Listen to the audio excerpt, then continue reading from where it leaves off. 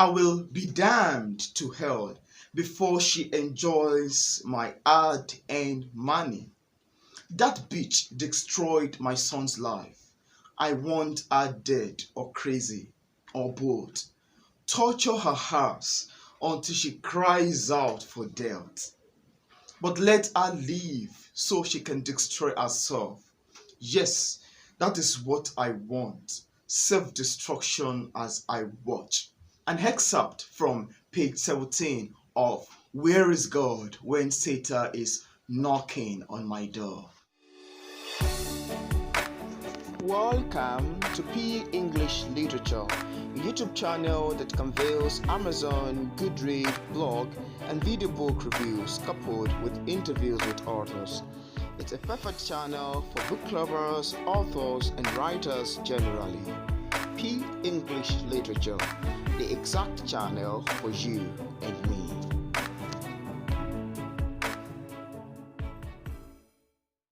Hi guys, welcome back to my YouTube channel and to the review of Where is God When Satan is Knocking on My Door.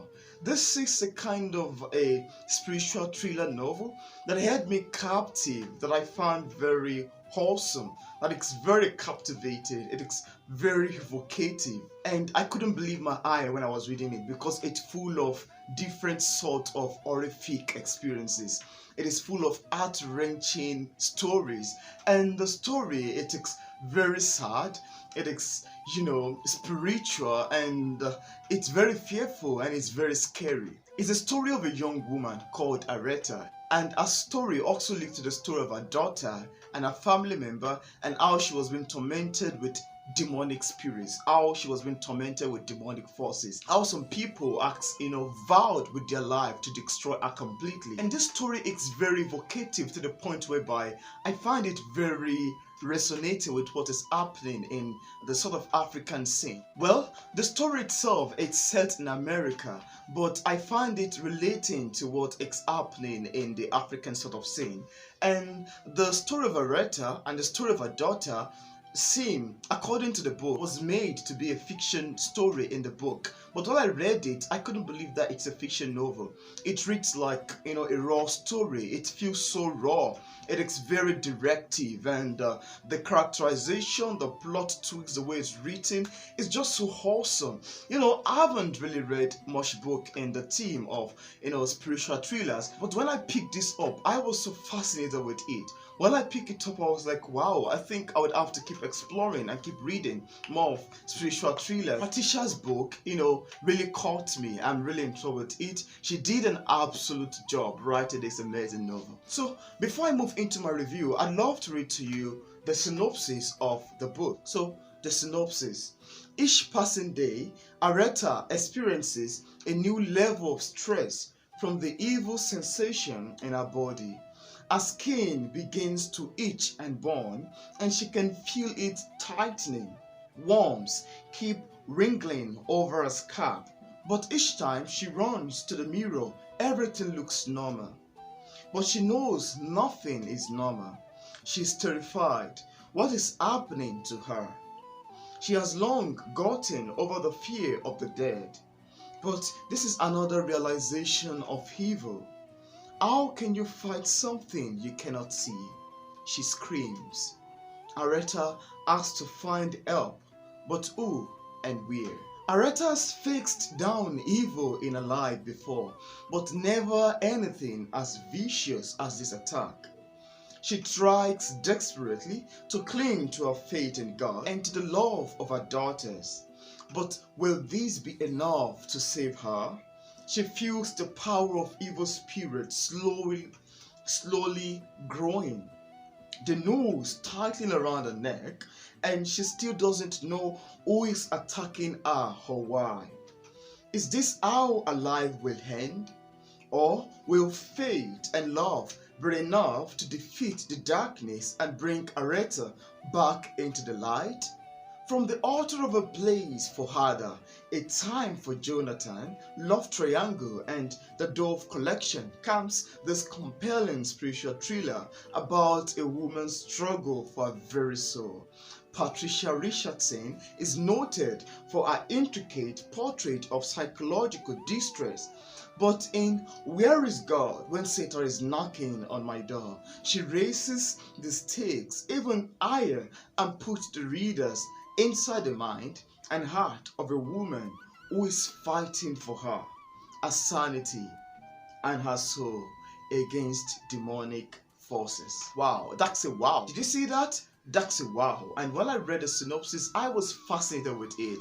At first, when I saw the title, Where is God When Satan is Knocking on My Door, I was like, what kind of title is this? You know, it is very strange, it is ominous, it is evocative, and from the title, you will be able to discern that this book is going to be a very spiritual book. And while I pick it up, I was so fascinated with it. There are a lot of concept that was expounded in it that is absolutely deep into African spirituality. There are a lot of concepts expounded in it that is deep into, voodoo, black magic, and some other thing encapsulated in it. And apart from the fact that this is a spiritual thriller, I find it, moralizing. Like, I find a lot of things written in it very ethical. It asks a lot of message to communicate. Apart from the fact that it's a literature work, it asks something cogent, important information and messages to pass on. And I can say that this book would be a very good source of research for people who would love to expound more on African spirituality, black magic, and another thing related to it. This book actually details the life of the protagonist, Areta, whose family member hated her so much. They actually hated her based on jealous of her achievement because she's exceptionally different from them and she asked some sort of success to herself. So they hated her based on this. Areta has faced a lot of trouble in her life before, and now her mother-in-law, Tissy, has gone to meet a black magician in New York to work voodoo against her. And once they get to the place, the magician invited her to the altar and said, okay, here's the altar, you can say whatsoever you want. And Tissy started saying all manners of bad things against Areta, of which they're even family members. And some of the things she was saying are the ones that are recited in the excerpt section of this book, where she was like, I'll be damned to hell before she enjoys my long-earned money. That bitch destroyed my son's life. I want her dead or crazy or both.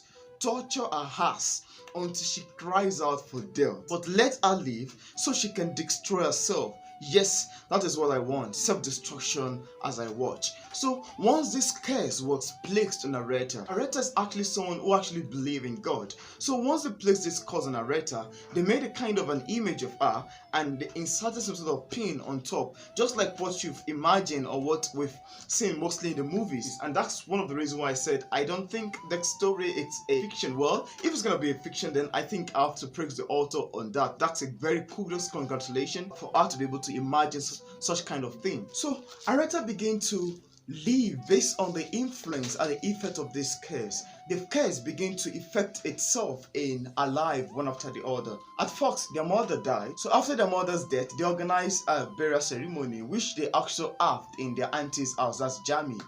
So once they get to Jamie's house, she doesn't really have a sort of good relationship with Jamie because Jamie herself is another person in a family member who also hated her success, and she has long time wanted her daughter to live together with her because of some deep other issues which I won't like to expound in this review. So the story kept unfolding, and it was unfolding in a dynamic manner. Areta actually had a heated conversation with Jamie on phone, and from there she uttered something that is very bad, because she said that, is it because you don't have any children and you want to claim my own child? That's why you've been nice to my children and you hated me so much, and you're even conversing with that wicked woman, and you guys are working evil against me. Areta actually knew that it was Jamie and Tissy that is working evil against her.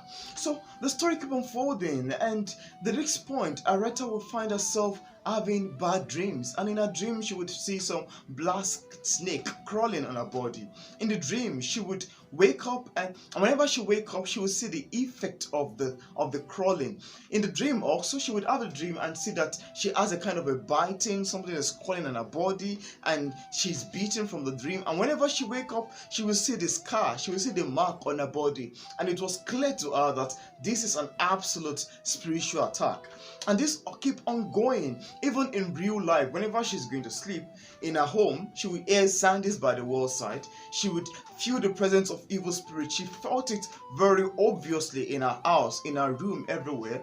And this keep going on and on, got to the point whereby it disturbs her work. It's taking over her. She couldn't get herself anymore. She's having health issues, and she's having body sensation and all of this itching, scratching, scrubbing on her body, and she could feel it so raw.